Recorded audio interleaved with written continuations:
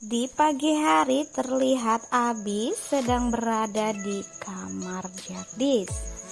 Dan tampaknya dia tidak sengaja menumpahkan sebuah air yang mengenai dokumennya Jagdis.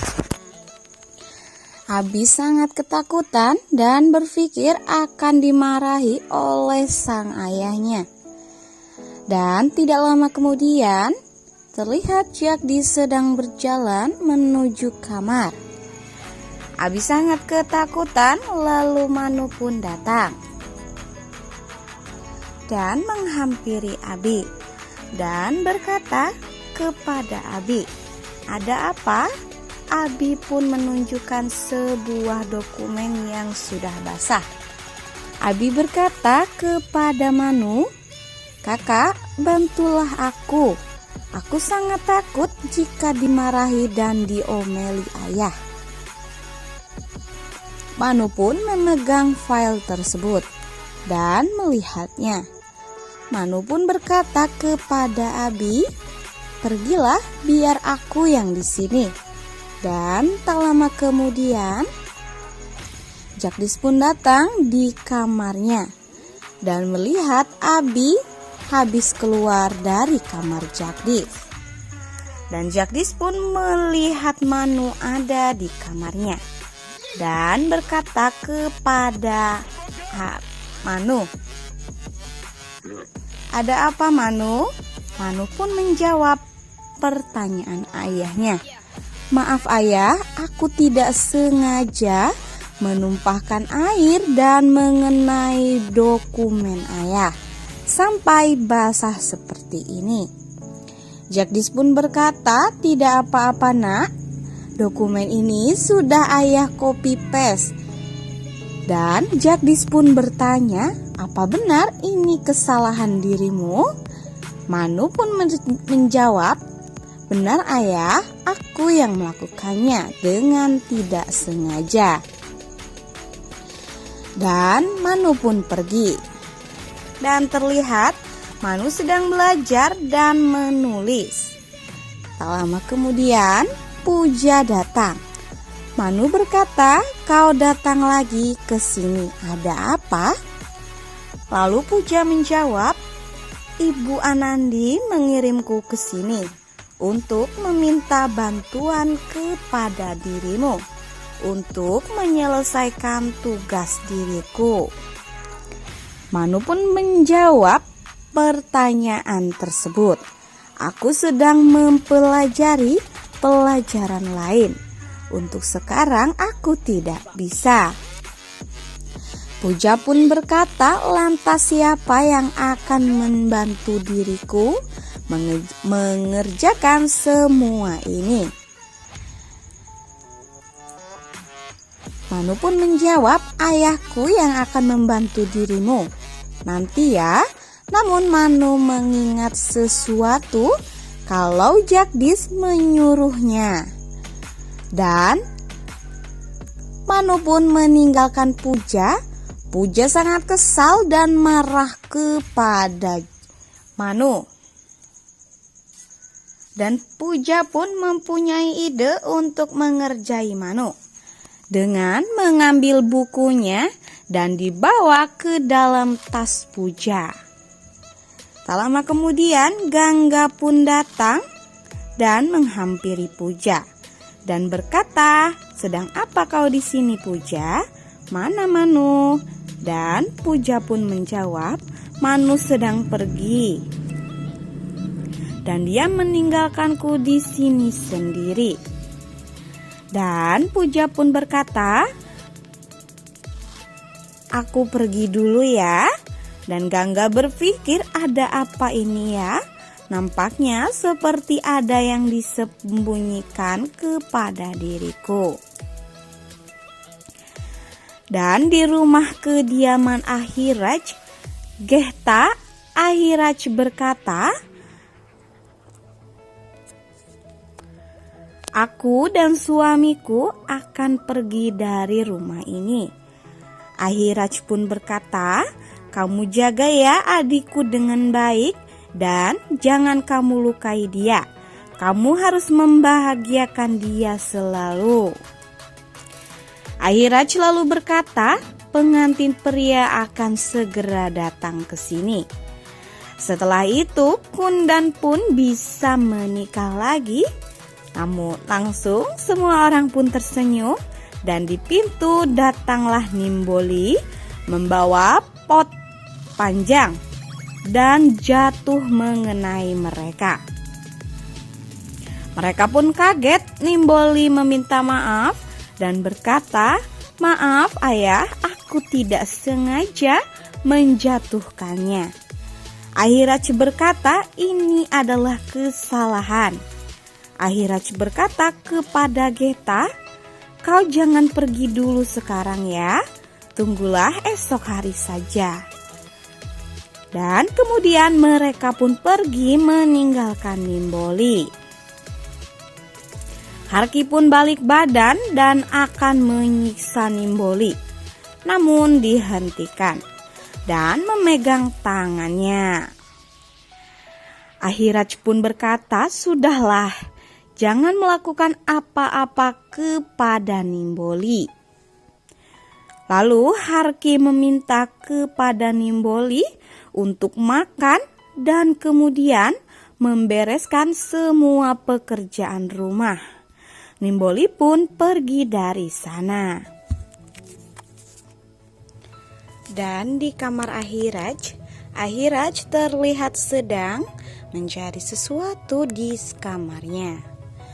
Dan Harki pun datang dan bertanya kepada Ahiraj, "Kau sedang apa di sini?"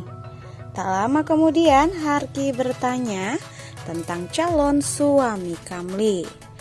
Ahiraj pun berkata, dia belum memiliki anak. Harki pun berkata lagi, "Aku akan tetap diam karena perkawinan Kamli gagal." Dan berkata, "Kita tidak bisa mundur dari tanggung jawab kita." Ahiraj berkata, "Kita akan mencoba untuk mendapatkannya." Dia menikah, namun Nimboli mendengarkan itu dari pintunya dan sangat terkejut mendengarkannya. Di siang hari, Abi dan Shifan keluar dari gerbang sekolahnya dan menunggu jemputan dari Anandi. Tak lama kemudian Anandi pun datang untuk menjemput mereka berdua. Lalu Anandi menyuruhnya mereka masuk. Anandi memberikan sebuah kulfi kepada mereka berdua. Abi pun berterima kasih kepada Anandi. Shifan pun berkata, "Ini enak Bu." Abi melihat Shifan dengan sinis. Anandi menegur Shifan. Shifan pun meminta maaf kepada Anandi. Kamli pun terlihat sedang melihat sapu tangan dan menjahitnya. Dan Kamli pun menjawab berkata, "Aku dan Gopal tidak akan pernah terpisahkan." Nimboli lari dan menutup pintu kamar dan berkata, "Kau akan terjebak dalam kesulitan. Ibu dan ayah berbicara tentang dirimu akan dinikahkan." Kamli pun terkejut. Nimboli menarik Kamli dan berkata, "Kamu jangan menikah lagi. Kamu akan bekerja siang dan malam, kemudian dipukuli seperti diriku." Kamli pun kaget, menangis dan berkata, "Aku akan kembali lagi nanti kepada Nimboli." Gangga mengangkat teleponnya dari Manu. Manu bertanya kepada Gangga, "Ibu, apakah dirimu melihat bukuku yang ada di meja?" Gangga menjawab, "Tidak, aku tidak melihatnya." Lalu Gangga menyuruh Manu untuk menanyakan kepada Abi atau Puja. Manu pun menelpon Puja. Puja berkata, "Apakah kamu melihat bukuku?" Puja menjawab, "Kau berbicara kasar ketika aku datang tadi." Dan tak lama kemudian Kamli menemui Gopal dan berkata, "Orang tuaku akan menikahkanku." Gopal menjawab, "Kau jangan menangis, kau menikah saja." Kamli menjawab, "Sapu tangan ini tidak akan bagus." Gopal pun memegang Kamli. Gopal berkata dan menenangkan Kamli dan menjawab, "Kita tidak akan terpisahkan. Kita akan tetap bersatu. Kita dan kisah indah kita." Kamli menatapnya. Tak lama kemudian Nimboli datang menemui mereka. "Ibu menyuruhku untuk mencari dirimu dan menyuruhmu pulang." Nimboli berkata, "Kau berbohong kepadaku." Kamli pun menjawab, "Aku tidak mencintai Kundan. Dia selalu menyiksa diriku dan menyakitiku, memukulku. Apa kau mau menikah dengannya?" Dan Kamli pun menjelaskan bahwa Gopal tidaklah seperti itu. Dan Kamli pun menjelaskan kalau Gopal tidak seperti orang lain.